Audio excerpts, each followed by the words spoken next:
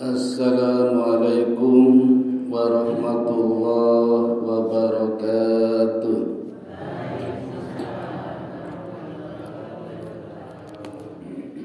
Alhamdulillahilladzi hadana lihada wa ma kunna linahtadiya laula an hadanallah. Ashhadu an la ilaha illallah wahdahu la syarika lah wa ashhadu anna Muhammadan abduhu wa rasuluhu la nabiyya ba'da. Qala Allah ta'ala fil Qur'anil azim, a'udzu billahi minasy syaithanir rajim. Ya ayyuhalladzina amanu taqullaha haqqa tuqatih wa la tamutunna illa wa antum muslimun. Shadaqallahul adzim. Mari Bapak Ibu kita terapi syukur dulu sama-sama. Mohon tangan diangkat, yang kanan saja. Tidak perlu tinggi-tinggi, tidak enak sama sampingnya. Diletakkan di dada sebelah kiri. Pastikan bisa merasakan denyut jantungnya. Kalau normal pasti denyutnya Allah, Allah, Allah. Itu nek normal. Ini nek tidak normal tergantung. Kadang deg deg deg deg deg, kadang deg deg deg. Duduk. Mari pejamkan mata Bapak Ibu. Tarik nafas dengan hidung pelan-pelan. Tahan sebentar. Keluarkan lewat mulut dikit-dikit. Tarik nafas dalam-dalam dengan hidung. Tahan sebentar. Keluarkan dikit-dikit lewat mulut. Ulangi lagi Bapak Ibu. Sekarang ikuti kata-kata saya, tapi dalam hati saja. Alhamdulillah ya Allah, pagi ini Engkau telah hidupkan kami kembali. Alhamdulillah ya Allah, kami masih bisa berkumpul dengan keluarga, dengan suami atau istri dan juga anak-anak kami. Bahkan alhamdulillah ya Allah, pagi ini bisa berkumpul dengan teman-teman kami, saudara-saudara kami, sahabat kami, dan tetangga kami di dalam pengajian pagi ini. Alhamdulillah ya Allah, Engkau masih berikan kesempatan kepada kami untuk merasakan segarnya udara pagi. Alhamdulillah ya Allah, kami masih bisa merasakan indahnya pagi hari di kampung kami. Hari ini ya Allah, Engkau juga berikan kesempatan kepada kami untuk mengaji. Berikanlah ilmu yang bermanfaat, ilmu yang barokah, ilmu yang menjadi amal soleh dan menjadi tawasul untuk masuk ke dalam surga-Mu ya Allah. Alhamdulillah, terima kasih ya Allah. Tarik nafas lagi. Tahan, keluarkan pelan-pelan. Monggo bisa dibuka penglihatan kita. Alhamdulillah. Itu namanya terapi syukur Bapak Ibu. Silakan dicoba setiap bangun tidur setelah sholat subuh. Insya Allah ada keajaiban. Nopo dicoba mawon. Bapak Ibu yang dirahmati Allah, hari ini bertepatan dengan tanggal 20 Rabiul Awal tahun 1444 Hijriah.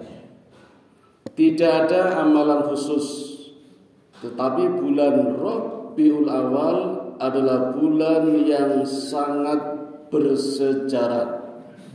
Setidaknya ada 3 peristiwa yang berkenaan dengan Nabi kita Muhammad sallallahu alaihi wasallam. Kejadiannya sama-sama di bulan Rabiul Awal, sama-sama tanggal 12, sama-sama hari Senin, walaupun tahunnya berbeda. Yang pertama, lahirnya Rasulullah Muhammad sallallahu alaihi wasallam hari Senin tanggal 12 Rabiul Awal tahun 570 Miladiah. Yang kedua, hijrahnya beliau hari Senin sampai di Madinah tanggal 12 Rabiul Awal di waktu asar. Yang ketiga, wafatnya beliau juga hari Senin tanggal 12 Rabiul Awal tahun 13 Hijriah. Sekarang sudah tanggal 20, tidak ada salahnya kita mengenang dan mengenal beliau sebagai Rasul yang harus kita cintai. Jangankan beliau, Allah sendiri mengatakan di dalam Al-Quran, la nufarriqu baina ahadim mir rusulih. Tidak perlu membeda-bedakan antara Nabi dan Rasul. Satu saja kita menyelisihi Nabi atau Rasul, sama saja tidak menyukai semuanya. Maka siapapun nabinya patut kita cintai semua, terutama Nabi kita Muhammad sallallahu alaihi wasallam.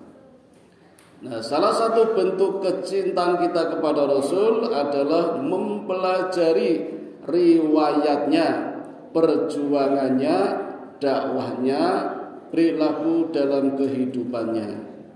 Sangat tidak imbang bila kita meniru para artis, selebritis, menjadikan idola yang belum tentu kebenarannya, hanya pamer saja, sementara kepada Nabi kita tidak mengenal, walaupun hanya sedikit. Lahirnya beliau misalnya Bapak Ibu sudah ditunggu-tunggu banyak orang ketika itu, khususnya orang-orang Israel, orang-orang Yahudi yang tinggal di Madinah. Madinah Bapak Ibu ketika itu masih bernama Yasrib, dan kota yang penuh dengan penyakit, banyak wabah, namanya Hama Yasrib. Kalau zaman sekarang jenenge corona Pak. Jadi kalau kita kemarin terjangkit corona sekitar 2 tahun, Mekah, Madinah, Arab sudah nggak kaget. Udah ratusan tahun mengalami corona, namanya Hama Yasrib sebelum jadi Madinah. Orang-orang Yahudi Bapak Ibu terima tinggal di Madinah, tidak mau hijrah seperti orang-orang lain. Orang Madinah asli sendiri, suku Khosrot, suku Aus, itu pada hijrah ke negeri Syam karena negerinya maju, makmur, subur.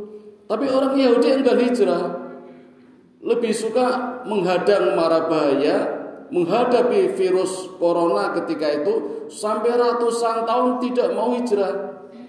Apa yang ditunggu-tunggu oleh mereka tiada lain menunggu lahirnya Nabi yang terakhir. Karena orang-orang Israel, orang-orang Yahudi sangat berharap Nabi yang terakhir adalah Nabi dari golongan Bani Israel, yang memang jumlahnya selama ini sudah banyak sekali. Jadi Bapak Ibu, dari 124.000 Nabi, itu yang ribuan Nabi dari golongan nasabnya Bani Israel. Jadi ceritanya dimulai dari Nabi Ibrahim alaihi salatu wassalam yang punya 2 istri. Pertama namanya Sarah, kedua namanya Hajar. Sarah sebagai istri pertama justru melahirkan anak yang kedua, Ishak. Hajar istri kedua justru melahirkan anak yang pertama, namanya Ismail. Ringkas cerita Bapak Ibu, Ismail ini anaknya Hajar.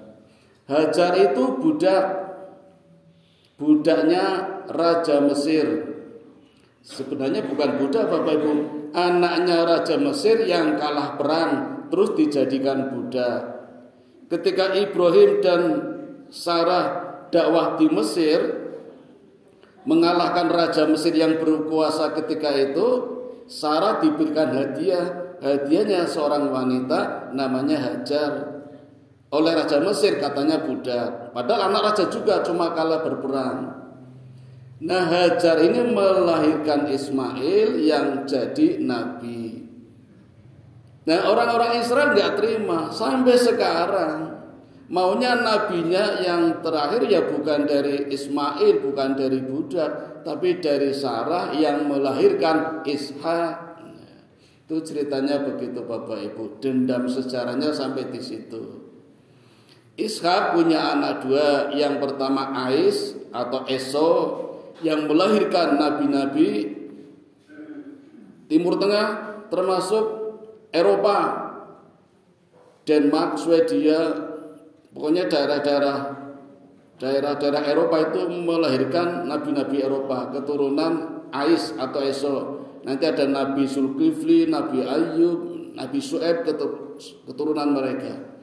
Sementara anak yang kedua Yakub. Nah, Yakub inilah yang menurunkan generasi Israel. Nama lain Yakub sendiri adalah Israel Bapak Ibu. Kenapa Yakub diberi nama Israel? Karena ketika Yakub hijrah itu melakukan perjalanannya di malam hari. Yakub badannya tidak sekuat kakaknya yang bernama Ais. Kalau Ais kan tinggi besar, kuat, potok, kulitnya agak kuning, bulunya agak merah, tebal. Itu ciri-ciri orang Eropa. Itu Ais, anak pertama dari Nabi Ishak. Yakub tidak sekuat itu. Walaupun hobinya sama-sama berburu. Kalau Ais berburu singa, beruang, Yakub cuma berburu kelinci yang kecil-kecil. Tapi lebih dekat dengan ibunya, sering membantu ibunya masak-masak. Kalau Ais tidak, berburu di padang pasir.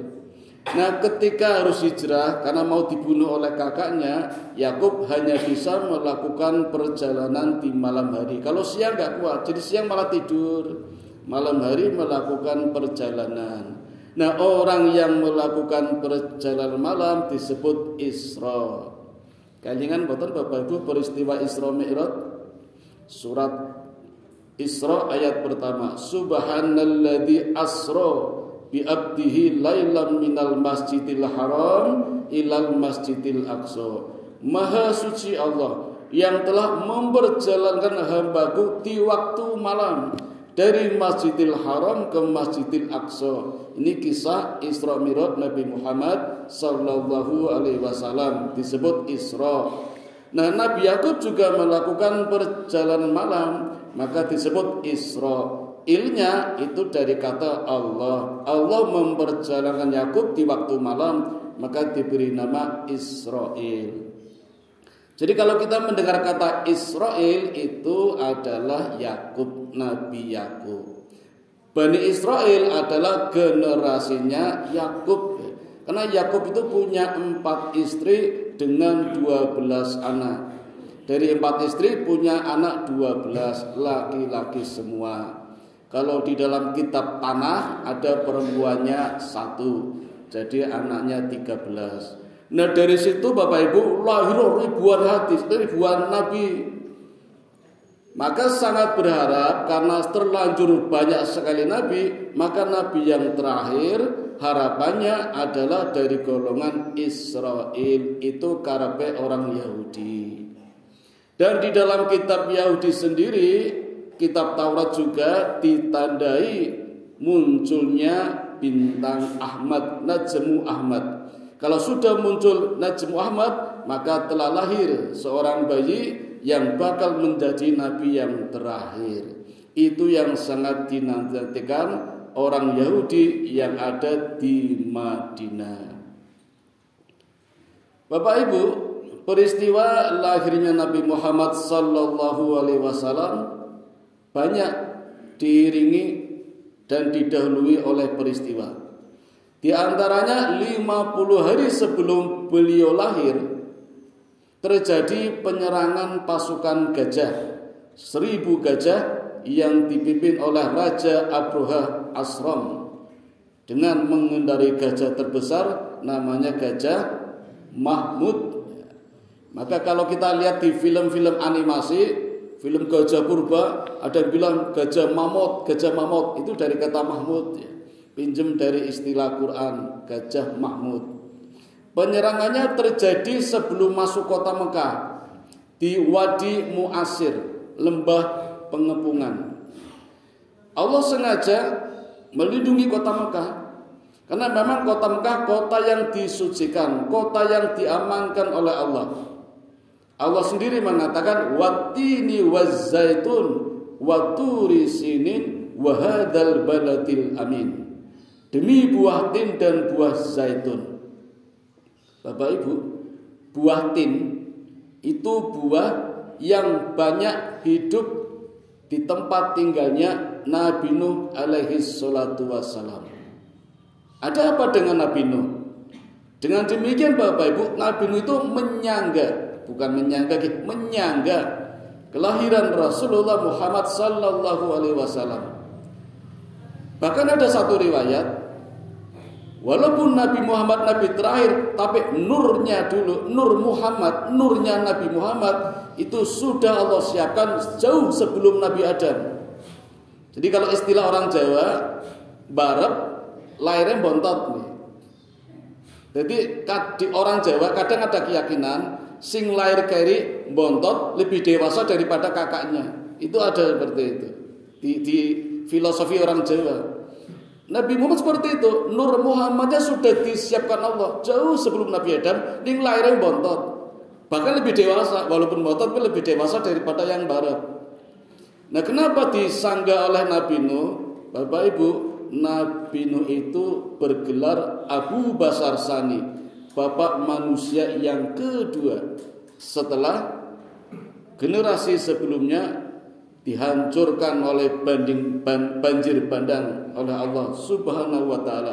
Banjir pertama dan terbesar, maka musnah semua manusia, muncul generasi baru yang dipimpin oleh Nabi Nuh alaihi salatu wassalam. Jadi bapak baru generasi manusia dari Nabi Nuh ya. Diawali dari sini. Maka Allah bersumpah wattini, demi buatin yang banyak hidup di tempat tinggalnya Nabi Nuh alaihi salatu wassalam. Wazzaitun, demi buah zaitun yang banyak hidup di daerah Masjidil Aqsa, Baitul Maqdis. Dan di Baitul Maqdis inilah lahir ribuan nabi. Jadi ini fenomenal Bapak Ibu. Dari Nabi Nuh, dari ribuan nabi di Baitul Maqdis, lahir nabi yang terakhir, Nabi Muhammad sallallahu alaihi wasallam. Lahirnya pun diamankan oleh Allah kotanya. Wa hadzal baladil amin, demi kota yang aku amankan kata Allah, yaitu kota Mekah. Sampai sekarang Bapak Ibu, bahkan tanda-tanda di akhir zaman ketika besok akan muncul Dajjal, Nabi mengatakan ada 2 kota yang steril, tidak bisa dimasuki oleh Dajjal, yaitu kota Mekah dan Madinah. Tapi Bapak Ibu, kita jelas tidak mungkin ke sana ketika Dajjal datang. Kalau ke sana semua ya enggak cukup, pasti ketemu dengan Dajjal. Dan Nabi mengatakan, andai aku masih hidup, pasti aku sendiri akan membunuh Dajjal. Tetapi Allah menghendaki lain, maka Nabi hanya berpesan, bila engkau esok ketemu Dajjal, maka larilah sejauh-jauhnya. Jangan sok jadi pahlawan. Kalau bertemu pasti kalah. Karena Dajjal penuh dengan tipu daya. Ketika yang ditawarkan air sesungguhnya api, yang ditawarkan api sesungguhnya adalah air. Bahkan Bapak Ibu, Nabi mengatakan, walaupun Mekah dan Madinah aman, tetapi Dajjal dengan satu hentakan kakinya saja, maka semua penduduk yang ada di dalam Mekah dan Madinah akan terlempar semua keluar. Dan saat itulah diinjak-injak oleh Dajjal. Naudzubillah min dzalik. Mudah-mudahan kita tidak mengalami datangnya Dajjal. Aman. Sampai besok Bapak Ibu, direncanakan dalam hadis Nabi seperti itu, Allah menjaga kota Mekah dan Madinah, diamankan. Apalagi Bapak Ibu, Nabi kita Muhammad sallallahu alaihi wasallam detik-detik menjelang kelahirannya, Abu Thalib kakeknya sangat sibuk sekali. Sangat wajar karena anaknya atau bapaknya Nabi Muhammad, Abdullah nggih, anaknya Abdul Muthalib, Abdullah, atau bapaknya Nabi Muhammad, Abdullah nggih, itu meninggal ketika Nabi berusia 6 bulan di dalam kandungan ibunya. Belum lahir saja sudah yatim. Kita tidak bisa membayangkan. Belum lahir saja sudah yatim. Kalaupun ada seperti beliau, beliau sudah memberikan contoh kepada kita bahwa beliau juga yatim, bahkan masih dalam kandungan 6 bulan. Maka praktis, yang repot, yang sibuk adalah Abdul Muthalib. Sekedar selingan saja Bapak Ibu, Abdullah itu anak yang ke-10. Jadi Abdul Muthalib dulu pernah janji, besok kalau anakku lahir yang ke-10 laki-laki akan aku persembahkan untuk dewa. Nah, dulu kan Abdul Muthalib belum masuk Islam. Jadi untuk pengorbanan, kebetulan anaknya laki-laki semua, anak yang ke-10 laki-laki namanya Abdullah. Sesuai dengan janjinya harus dipersembahkan kepada dewa, dikorbankan atau disembelih. Tetapi melihat rupawan dari Abdullah, Abdul Muthalib tidak tega. Niat menyembelih tidak jadi. Sebagai gantinya, kata dukunnya ketika itu, sudah ada dukun Bapak Ibu, harus diganti dengan 10 onta. Dengan cara undian, membuat 10 undian pakai batu. Ketika diundi muncul Abdullah, ganti lagi, ditukar dengan 10 onta. Undi lagi, muncul lagi Abdullah lagi, nggak tega, ganti lagi 10 onta. Sampai 10 kali yang keluar Abdullah terus. Jadi gantinya 100 onta. Sehingga selamat Abdullah sampai punya anak, punya istri dengan Aminah, punya anak dengan Nabi Muhammad. Tapi kabarnya juga kena hama Yasrib, dan ketika Nabi berusia 6 bulan Allah sudah memanggil Abdullah ke hadapannya. Maka praktis Nabi Muhammad yatim di usia 6 bulan dalam kandungan ibunya. Jadi yang repot Abdul Muthalib ngurusi Aminah, ngurusi ibunya sampai detik-detik kelahirannya, yang ditandai di malam hari 360 berhala di sekitar Ka'bah bergelimpangan semua. Di samping juga muncul Najmu Ahmad, bintang Ahmad. Nah, dengan munculnya bintang Ahmad ini, orang-orang Yahudi gembira, pasti sudah lahir Nabi yang kita tunggu-tunggu. Maka hari itu juga menyisir seluruh wilayah Madinah, dari kota ke desa, dari desa ke kota, tetapi tidak dijumpai seorang pun yang melahirkan. Tidak ada bayi yang lahir ketika itu di Madinah. Mulai curiga orang-orang Yahudi, kenapa tidak ada? Akhirnya mendengar kabar, kemudian dilacak sampai ke Mekah, ternyata ditemukan ada orang yang melahirkan seorang wanita bernama Aminah, dan ternyata yang lahir adalah Muhammad atau Ahmad yang bakal menjadi nabi terakhir, khatamin nabiyyin, yang ditandai ada stempel di badannya. Dan ini sesuai dengan riwayat di dalam kitab Taurat sama kitab Tanah, kitabnya orang Yahudi. Ya, sehingga yang membuat kecewa orang Yahudi adalah dhahabat nubuwat Israel. Jadi ketika dijumpai nabi terakhir justru lahir di Mekah, bukan dari golongan Israel, orang-orang Israel tadi mengatakan dhahabat nubuwat Israel. Selesai sudah generasi Israel, dan mereka kecewa. Sampai sekarang Bapak Ibu tidak terima kalau nabi terakhir adalah Muhammad sallallahu alaihi wasallam. Maunya nabinya ya dari golongan mereka. Jadi kalau kita lihat perseteruan Israel sama Palestina sampai sekarang, di antara alasannya itu. Satu, masih ada ratusan alasan Bapak Ibu.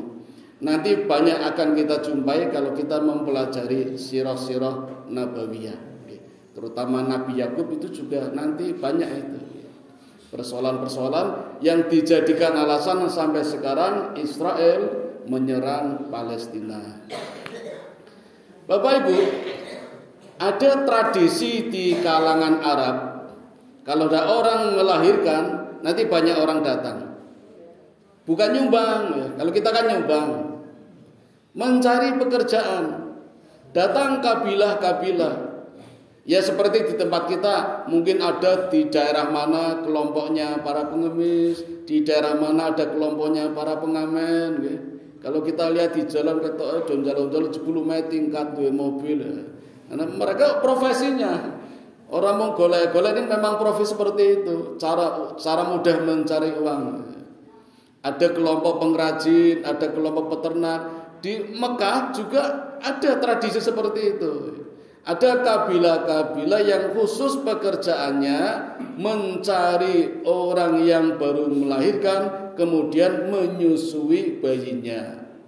Tentu saja orang yang seperti ini adalah orang yang sedang punya anak. Karena kalau tidak sedang punya anak tidak bisa menyusui.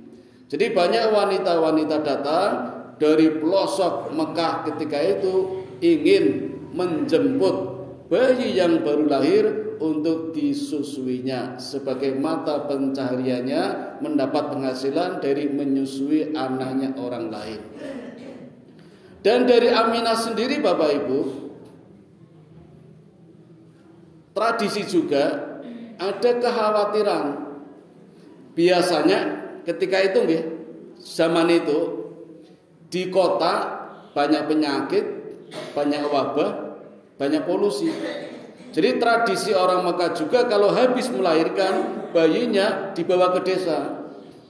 Sekedar info Bapak Ibu, semua nabi lahirnya di kota. Niki kota apa desa niki? Desa. Jadi nggak mungkin ada nabi lagi lah. Jadi dalam sejarah, ahli sejarah meneliti ternyata semua nabi lahirnya di kota. Image-nya kota sama dengan sekarang, banyak polusi, bising, ya, banyak penyakit. Ketika itu image-nya seperti itu. Maka begitu Aminah melahirkan, bayinya harus dibawa ke desa biar bebas polusi, sehat, udaranya bersih, tidak bising seperti di kota. Jadi pas ini kabilah datang ingin mengambil bayinya, Aminah juga berkenan bayinya boleh diambil agar sehat, agar cerdas hidup di desa. Cocok. Cuma Bapak Ibu, kebetulan kersane Gusti Allah, kabilah-kabilah datang yang dengan mengendari onta yang besar-besar, bagus-bagus, kuat, gemuk, larinya cepat. Ketika datang di rumahnya Aminah hendak mengambil bayinya Muhammad, itu nggak ada yang mau, karena ternyata bayi ini yatim. Muhammad yatim, sudah nggak punya bapak, miskin. Dari mana penghasilan bisa diperoleh kalau menyusui bayi yatim, miskin lagi? Jadi nggak ada yang mau. Lalu kembali semua itu orang-orang yang datang mau mengambil bayi Muhammad. Nah setelah mereka kembali semua, ada satu yang datang terakhir, ketinggalan, ya, namanya Halimah Sa'diyah. Datang dengan mengendari onta yang kurus, bengkring, melakukan teklak-tekluk. Mulanya carry keduluan onta-onta yang tadi. Sama Bapak Ibu melihat bayi Muhammad yang yatim, orang tuanya miskin, bayi yang miskin juga nggak mau ngambil juga. Tetapi kata suaminya, ya istriku, ambil sajalah. Sudah jauh-jauh sampai di sini masa nggak diambil? Siapa tahu ada barokahnya. Nah akhirnya diambil Bapak Ibu, dibawa Halimah Sa'diyah. Dan luar biasa Bapak Ibu, ternyata baru mengambil saja Allah memberikan barokah dengan merawat Muhammad di waktu bayi. Apa barokahnya? Di antaranya selama perjalanan Halimah Sa'diyah bersama suaminya dan bayinya Halimah juga punya bayi. Itu dalam perjalanan selalu dilindungi oleh awan yang rindang, sejuk, nyaman. Beda dengan onta-onta tadi yang tidak mau, itu justru kepanasan. Bahkan luar biasa lagi Bapak Ibu, onta-onta yang gemuk-gemuk tadi kan pulangnya duluan, tetapi diselip oleh ontanya Halimah Sa'diyah, bisa nyelip, padahal ontanya kuru. Luar biasa ini. Baru saja mengambil bayi Muhammad sudah mendapatkan barokah, apalagi nanti. Nah, akhirnya Halimah Sa'diyah merawat Muhammad ketika masih bayi sambil merawat bayinya Halimah Sa'diyah juga. Dan luar biasa Bapak Ibu, Muhammad ketika bayi itu hanya mau menyusui di susu yang kanan, nggak mau yang kiri. Ini kan aneh nih. Ya, Halimah juga heran, kenapa minta yang kanan? Karena ternyata yang kiri punya anaknya Halimah Sa'diyah itu. Wah, itu sejak saat itu keluarganya makmur, sejahtera, rezekinya lancar, kambing-kambingnya jadi banyak ya. Jadi banyak kambing bertambah banyak dan mereka memang makanan pokoknya kambing. Jadi kalau pagi sore malam makan kambing nggak ada hubungannya dengan kolesterol. Kan cuma kita aja di sini karena makanan pokoknya nasi, jadi nek wedhus ya kolesterol, sana tidak. Nah Bapak Ibu, selang 2 tahun harus dikembalikan. Memang tradisi di sana begitu. Tidak terlalu lama, hanya 2 tahun saja dirawat lagi oleh Aminah. Tapi ketika usia 6 tahun, Allah memanggil Aminah. Jadilah Muhammad yatim piatu. Ya. Kalau ada yang sama dengan beliau, berarti Allah memberikan contoh kepada kita. Beginilah cara hidup Nabi ketika itu. 6 bulan dalam kandungan sudah yatim, 6 tahun Aminah diambil oleh Allah. Dan juga terkena hama Yasrib, penyakit wabah ketika bepergian ke Madinah. Jadi dulu Madinah penuh dengan wabah, namanya hama Yasrib. Maka besok ketika Nabi hijrah, namanya diganti bukan Yasrib menjadi Madinah. Tapi nanti Bung sebentar, tak lanjutkan sebentar. Usia 6 tahun Bapak Ibu, perilaku Muhammad beda dengan anak-anak yang lain. Sering pergi juga, sering main, tapi mainnya berbeda. Bahkan sering diajak oleh Abu Lahab, paman Nabi yang kita kenal jahat. Allah gambarkan di dalam surat Al-Lahab, ketika Muhammad masih kecil itu senang. Abu Lahab lihat mungilnya Muhammad, senang. Bahkan punya rencana akan dijodohkan dengan anaknya, namanya Ummi Kulsum, anaknya Abu Lahab yang mau dijodohkan. Ya, karena masih lucu, belum tahu nanti. Kan setelah jadi Rasul nggak jadi, ya, malah benci. Ya. Itu Abu Lahab aja senang melihat bayi kecilnya Muhammad di usia 6 tahun. Banyak orang-orang, paman-pamannya yang selalu mengajak Nabi berdagang, berburu, termasuk ke pasar-pasar. Nabi sering diajak. Cuma beda dengan anak-anak lain. Begitu sampai di pasar, Nabi tidak masuk ke pasar, nunggu di luar. Nah, terus banyak orang nitip barang, jadi kayak penitipan barang. Usia 6 tahun sudah diberikan pekerjaan penitipan barang. Dan orang-orang sangat luar biasa Bapak Ibu. Tumben aneh ini, ada orang dititipi barang amanah, barangnya tidak berkurang. Beritanya menyebar, jadi ramai, jadi banyak orang yang selalu menitipkan barang kepada Muhammad di usia 6 tahun. Mau masuk pasar, ontanya titipkan. Mau masuk pasar, kudanya titipkan. Jadi Nabi 6 tahun sudah jadi tukang parkir Pak. Markiri onta, markiri kuda, markiri kambing, amanah itu nggak ada yang kurang. Beda tempat kita, titip motor, lecet, motornya dijejer-jejer, ibu era iso, spionnya pedil, helmnya hilang, orang gelem ganti. Beda, itu di usia 6 tahun. Banyak juga paman-paman beliau yang mengajak berperang. Jadi Nabi sejak kecil pun sudah latihan berperang. Nah, saatnya musim kawin pun Nabi diajak jagung manten. Nah, dulu sudah ada Pak jagung manten. Nabi diajak. Ini beda dengan anak-anak lain. Nabi orang gelem mlebu nang jowo. Jadi aneh juga. Tapi entah ada rahasia apa Allah menjaga sampai seperti itu. Ikut jagung manten tapi ngenteni nang jowo, menjadi tempat penitipan barang.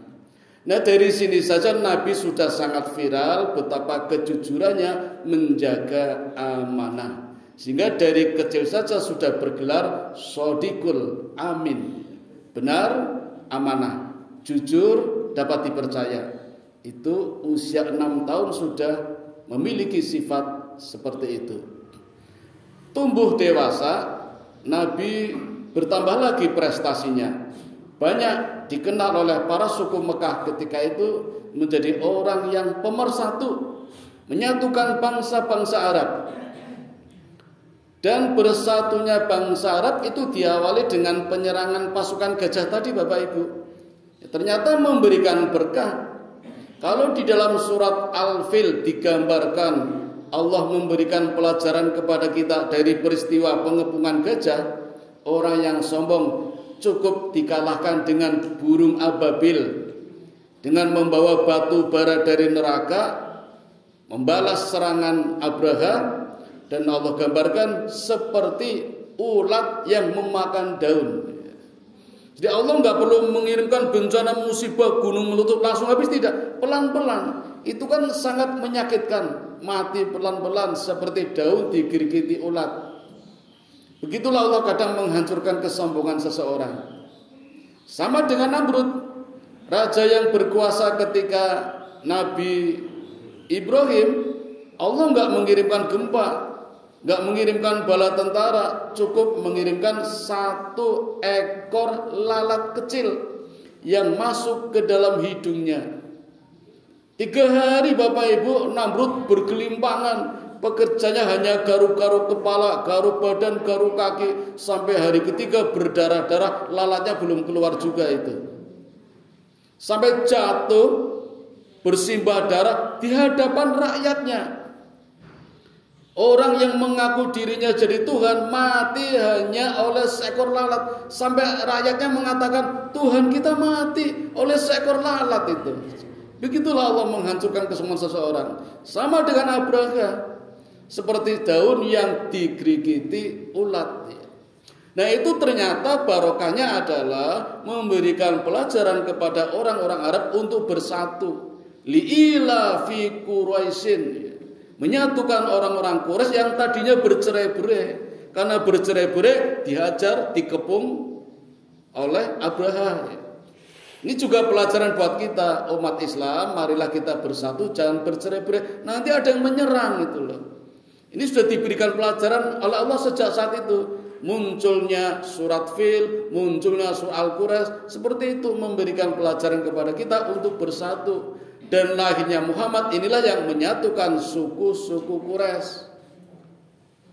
Ketika Ka'bah Hajar Aswadnya terlepas, jatuh, siapa yang berhak memasang?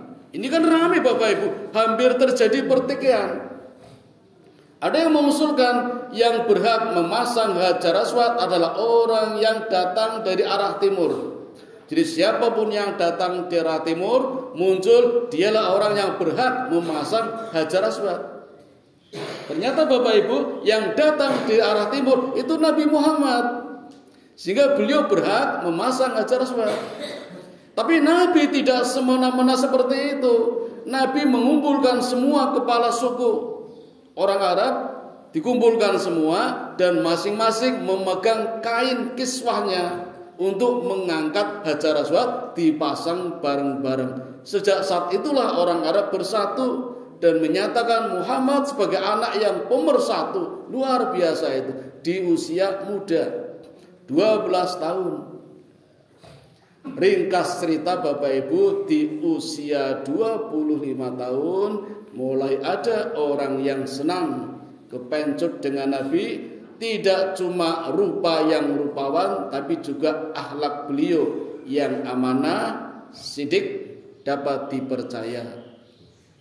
Terutama ketika Nabi diberikan amanah untuk berdagang, membawa dagangannya orang yang terkaya ketika itu, yaitu Khadijah.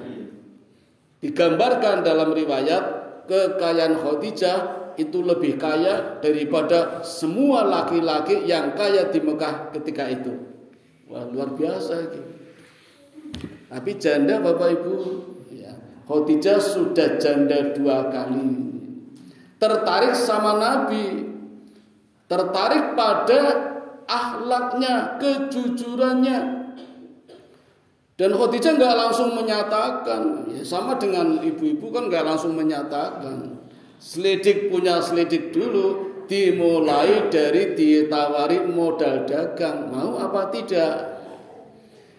Nabi Bapak Ibu tidak seperti kita, ditawari modal langsung tompo, ditawari bank modal langsung terima, ditawari bank pelejet langsung terima. Nabi tidak. Nabi tanya dulu sama Abu Thalib, ini ditawari modal diterima tidak ya? Abu Thalib paman Nabi ini, ya, itu juga cinta sama Nabi walaupun beda agama. Ya, kata Abu Thalib, kalau kamu sanggup terima saja nggak apa-apa.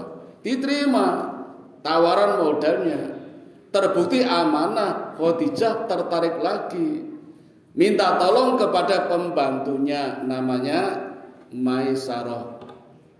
Maisarah laki-laki Bapak Ibu. Jadi kalau kita nggak baca sejarah nggak tahu kalau Maisarah itu laki-laki, taunya perempuan gitu. Ternyata laki-laki. Jadi nama perempuan untuk laki-laki. Ya sama dengan Tolha. Tolha itu nama perempuan tapi laki-laki. Kalau tempat kita Endang, dikira itu jebulanan. Jadi memang kadang bahasa Arab itu sulit. Kalau ada tak marbuta kan berarti perempuan, tapi ternyata Maisarah laki-laki, Tolha juga laki-laki. Hindun itu nggak ada tak marbuta, harusnya laki-laki, tapi ternyata perempuan. Malah Bomsak itu istrinya Abu Sofyan. Besok nggih ceritanya kalau ketemu lagi di perang Khandaq itu. Hindun istrinya Abu Sofyan itu perempuan, padahal nama laki-laki Hindun itu, tapi ternyata perempuan. Nah, lewat Maisarah ditanyakan ke Rasulullah, belum jadi Rasul ketika itu, kersa mboten nek dilamar Khadijah. Bapak Ibu, sebenarnya Nabi ngesir wanita namanya Ummu Hani, anaknya Abu Bakar As-Siddiq. Waktu itu namanya masih Abu Bakar. Tapi oleh Abu Bakar bukan ditolak, tapi janganlah. Kenapa? Ummu Hani sudah punya calon. Ini pelajaran buat kita. Kalau kita mau melamar, Pak, nggih, delok niki wis duwe urung. Nek duwe ya aja. Walaupun belum ada janur kuning melingkar. Tempat kita kan terbalik, sebelum janur kuning melingkar perjuangkan. Nanti dulu rampungkan dulu situ apa ora, ane ra situ baru. Ane situ ya wis golek liyane. Tempat kita ngejak musuhan, jadi rebutan. Nah, ternyata Nabi juga tidak diperkenankan Abu Bakar untuk melamar Ummu Hani. Ternyata Allah memilihkan yang terbaik, yaitu Khadijah. Namun demikian Bapak Ibu, Nabi juga sempat kepikiran di peristiwa Fathul Mekah nih. Fathul Mekah, kembalinya kota Mekah, Nabi kelingan Ummu Hani dan ingin melamar lagi. Waktu itu anaknya sudah banyak, sudah tua, suaminya juga melarikan diri, kabur Bapak Ibu. Ya, dulu suaminya Ummu Hani pernah mengejek Nabi. Kalau bahasa kita, ngapain kamu berjuang? Nggak mungkin lah, nggak bisa ngalahkan Mekah. Jadi ngecehin itu loh. Tapi ternyata Rasul berhasil merebut Mekah kembali. Izin suaminya Ummu Hani melarikan diri. Nabi melamar Ummu Hani, tapi sama Abu Bakar nggak usah lah. Ya, walaupun sudah nggak ada suaminya, anaknya banyak, udah tua, dan anaknya nggak ada yang Muslim Bapak Ibu. Jadi dikhawatirkan oleh Abu Bakar akan menghambat dakwah beliau. Abu Bakar melarang, nggak usah lah. Nggak usah melamar Ummu Hani, udah biarkan berlalu. Jadi ya wajar Pak, manusiawi seperti kita. Ya pernah ditolak wanita juga. Jadi nggak usah gelisah, patah hati, bunuh diri. Nabi saja pernah ditolak. Allah pilihkan yang terbaik, Khadijah. Ketika dilamar Khadijah pun Nabi nggak langsung menerima. Kan beda dengan laki-laki pengangguran sekarang. Ketika ada janda melamar, kaya raya, wayu, wah mesti gelem. Nabi boten, Nabi nanya-nanya dulu sama sama pamannya. Terima boten Pak nggih? Terima boten nggih? Terima saja. Akhirnya Nabi menerima dan luar biasa maharnya 10 onta merah. Onta merah Bu, saniki kaya motor Ventura niku. Motor apa ya sing larang banget niku? Enggak sembarangan onta niku. Itu mas kawinnya Nabi, mahar. Namun demikian Nabi mengatakan kepada para wanita, kalau bisa janganlah minta mahar semahal-mahalnya. Jadi mintalah mahar semurah-murahnya. Pesan Nabi kepada wanita, wahai para wanita, mintalah mahar semurah-murahnya. Tapi pesan Nabi kepada para lelaki, berilah mahal semahal-mahalnya. Jadi jangan dibalik. Jadi yang laki-laki, yang murah, jangan. Nabi bilang semahal-mahalnya. Tapi kepada wanita semurah-murahnya. Jadi jangan minta yang mahal-mahal. Itu pesan Nabi seperti itu. Akhirnya menikahlah dengan Khadijah dan terjadilah titik balik Bapak Ibu. Titik baliknya apa? Hijrah tanggal 12 Rabiul Awal. Jangan kaget Bapak Ibu, kita sudah tahu persis. Tahun baru Hijriah dimulai tanggal 1 Muharram, bukan 12 Rabiul Awal. Dalam sejarah Nabi hijrah tanggal 12 Rabiul Awal. Gak usah kaget Bapak Ibu. Penetapan tahun Hijriah itu di masa Khalifah Umar bin Khattab atas usulan Ali bin Abi Thalib. Umar sendiri punya pendapat kalau tahun Hijriah sebaiknya dihitung atau dijadikan patokan dari wafatnya Nabi. Tapi Umar tidak menggunakan pendapatnya. Abu Bakar juga usul menggunakan tanggal lahirnya Nabi. Tapi juga tidak diterima. Yang diterima justru pendapatnya Ali bin Abi Thalib. Ini luar biasa Bapak Ibu. Ada apa ini? Bapak Ibu, kalau saya boleh membongkar rahasianya, lahirnya tanggal 12, hijrahnya tanggal 12, wafatnya tanggal 12. Kalau dijejer nomor cantik Pak. 121212. Allah tahu persis kalau nanti akan terjadi syirik, musyrik besar-besaran, bermain dengan angka cantik. Maka dari sinilah Allah memberikan sifat maksum kepada Nabi untuk terhindar dari kesalahan, walaupun salah anggapan, walaupun salah pikir, jangan sampai ada nomor cantik. Maka Umar sebagai khalifah yang Nabi dulu pernah mengatakan, ya Umar, andai saja ada Nabi setelah aku, kamulah yang jadi Nabi. Karena kecerdasannya Umar sampai bisa membaca kehendaknya Allah. Allah tidak menghendaki nomor cantik. Maka Umar pun menetapkan jangan tanggal 12 Rabiul Awal untuk penetapan tahun Hijriah. Hitunglah 1 Muharram. Luar biasa Bapak Ibu. Ini kalau dibongkar rahasia seperti itu. Biarlah hijrah 12 Rabiul Awal, tapi penetapan tahun Hijriah tanggal 1 Muharram. Jangan 12 Rabiul Awal. Itulah kejeniusan Umar bin Khattab sampai seperti itu. Dan Bapak Ibu, Nabi hijrah itu tidak cuma sekali, berkali-kali. Dan hijrah yang pertama justru tidak ke Madinah Pak, ke Najasyi yang rajanya Habasyi, Nasrani, tapi rajanya adil. Dan hijrah yang pertama tidak banyak, hanya 14 laki-laki, 8 perempuan, hanya 22 orang. Sampai di Najasyi aman, Abu Jahal ora trimo bikin hoak. Mekah sudah aman, nyaman, tenang, terkendali, balik. Ternyata ketika pulang dibantai lagi. Hijrah lagi yang kedua, sampai muncul perjanjian Baitul Aqobah yang kedua. Tadi yang pertama. Dan yang hijrah tambah banyak lagi. Laki-laki 84, perempuan 18. Ini hijrah yang kedua. Sama peristiwanya seperti itu. Maka hijrah lagi yang ketiga, tapi hijrahnya tidak bersama-sama. Nabi tahu persis yang dikejar-kejar hendak dibunuh adalah beliau, maka umatnya dipersilakan hijrah duluan. Maka banyak para sahabat yang hijrah duluan. Ini sampai jam berapa nih? Sampun nggih?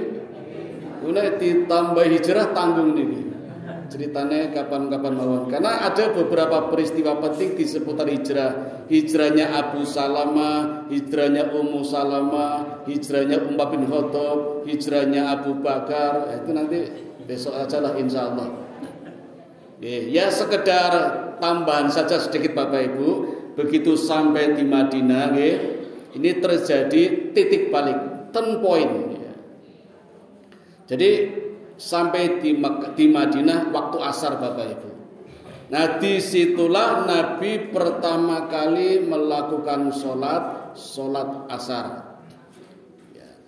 Dan luar biasa Bapak Ibu, dalam hitungan hari sampai di Madinah Nabi langsung membangun masjid dua, Masjid Quba dan Masjid Nabawi. Di masjid itulah Nabi mengatakan barang siapa sholat di Masjid Nabawi maka nilainya 500 kali sholat di negeri sendiri. Jadi kalau kita sholat di sini Bu, ping 500, niku nembe podo sholat sekali di Masjid Nabawi. Nek sanggup mboten usah haji. 500 loh. Ini mesti nggak sanggup. Jadi mendingan niat naik haji. Nabi juga mengatakan barang siapa sholat di Mekah, Masjidil Haram. Jadi Nabi sudah sampai Madinah, ini tesi kangen kali Mekah, tesi kangen kali Masjidil Haram. Sehingga Nabi mengatakan barang siapa sholat di Masjidil Haram, maka nilainya 1000 kali sholat di negeri sendiri. Bahkan ketika peristiwa Isra Mi'raj Nabi mengatakan barang siapa sholat di Baitul Maqdis, nilainya 10.000 kali sholat di negeri sendiri. Iku teng masjid Bu, teng omah mboten tetung. Teng masjid nembe tetung ping pinten. Dan banyak kebijakan yang lahir ditetapkan oleh Nabi setelah hijrah sampai di Madinah. Membangun masjid tadi nggih, kemudian sholat pertama kali di waktu asar, dan juga adzan. Di Mekah dulu nggak ada adzan. Ketika di Madinah Nabi mulai memberikan tanda waktu sholat dengan adzan. Nabi perintahkan Bilal, orang yang paling keras suaranya, bukan yang paling indah suaranya, bukan yang paling bagus lagunya, tapi paling keras. Jadi kalau memilih sesuai dengan Nabi, pilih yang paling keras suaranya. Nah iso tanpa speaker yang seru nih. Jadi kalau sekarang misalnya dilarang adzan, waduh ini Nabi saja memilih orang yang keras suaranya kok malah dilarang adzan. Apa orang nganggo speaker nih. Dan juga Bapak Ibu, Nabi menyempurnakan sholatnya. Ketika di Mekah semua 2 rakaat, di Madinah ditambah. Di Mekah maghrib tadinya 2, di Madinah jadi 3. Duhur, asar, isya di Mekah tadinya 2, di Madinah ditambah menjadi 4. Jadi jumlahnya menjadi 17 rakaat. Itu setelah di Madinah. Bahkan Nabi juga sudah mulai mewajibkan puasa wajib Ramadan. Itu ketika di Madinah tahun pertama. Di Mekah belum ada kewajiban puasa Ramadan. Bahkan di Madinah Bapak Ibu, Nabi mulai mewajibkan sholat Jumat atas usulan kepala suku Aus, namanya Sa'ad bin Mu'ad, itu mengusulkan sholat Jumat. Jumatan pertama Pak di Madinah. Di Mekah dulu belum ada Jumatan. Dan jangan kaget, Jumatan pertama Bapak Ibu, Nabi khotbah, jamaah do mlayu. Ana ledek munyuk mlayu, ana jadilan mlayu, ana angguk mlayu, do ndelok niku. Jadi kalau sekarang ada khotib khotbah do turu kabeh, rasa kaget. Untung mboten mlayu, mben Nabi do mlayu. Karena enggak ada yang memperhatikan, mungkin belum tahu. Nah, sekarang luar biasa. Makanya ada hukum. Ya, jangankan berbicara dengan temannya, memutar tasbih saja Ada riwayat menyebutkan batal. Jadi harus khidmat mendengarkan khutbah. Termasuk tidur tidak boleh ketika khotib sedang khutbah, karena nggak tahu materinya apa. Makanya 2 rakaat, karena pengganti yang 2 rakaat duhur itu adalah khutbah. Jadi harus menyimak isi khutbahnya apa. Oleh karena itu Bapak Ibu, tapi ini nggak lazim ini. Dan saya belum pernah lihat di Yogyakarta. Walaupun khotib boleh Pak melempar jamaah sing lagi turu ketika khotbah. Karena khotib tanggung jawab. Semua jamaah harus menyimak, mendengarkan. Nek turu khotib boleh melempar, boleh. Tapi nggak pernah saya praktekkan. Anda jadi masalah tuh Pak. Tok bandem mau nek balas. Tuh dia repot masa khotbah datang nggawa sepatu sandal. Ya setidaknya khotib suaranya menggelegar. Maka Nabi itu sering bentak-bentak pen ora do turu. Cuma kadang orang salah sangka ini kok cah cilik khotbah kok wani nyenene wong tua. Apalagi di sana ini kadang enggak ada. Wahai orang-orang yang tidak sholat, kan orangnya enggak ada, sholat semua itu. Nah itu maka kadang khotib harus menggelegar suara men orang ngantuk. Ya harus dipahami karena itu cara yang paling gampang ya. Karena melempar nggak boleh sih. Maka boleh Bapak Ibu ketika khotbah minum boleh, biar suaranya kuat. Tapi ya minumnya duduk. Biasanya ketika duduk di antara 2 khotbah itu minum dulu boleh. Ning air mineral nggih. Kopi mik mau tenang sar. Kopi kapal api mau tenang sar. Apalagi kopi itu bergajah mau tenang. Kan kata ampasnya tuh nanti khotbah karo napa malah pakai salate karo ngopi ya. Air mineral mboten napa-napa. Enggak usah cerita merek, enggak promosi. Dan satu lagi Bapak Ibu, Nabi begitu sampai di Madinah menikahi Aisyah radhiyallahu anha. Nah, disinilah banyak kebijakan yang lahir setelah Nabi hijrah di Madinah. Sampai di sini dulu Bapak Ibu. Mohon maaf kalau tidak bisa berlanjut. Insya Allah kalau kita ketemu lagi, saya akan meneruskan berbagai peristiwa begitu Nabi sampai di Madinah. Ya, sekedar bocoran Bapak Ibu, Nabi setelah sampai di Madinah melakukan peperangan sampai 40 kali. Ada perang Syria, ada perang Marokah, ada perang Ghazwah. Insya Allah di pertemuan berikutnya mudah-mudahan ada manfaatnya. Kami kembalikan kepada pembawa acara. Assalamualaikum warahmatullahi wabarakatuh.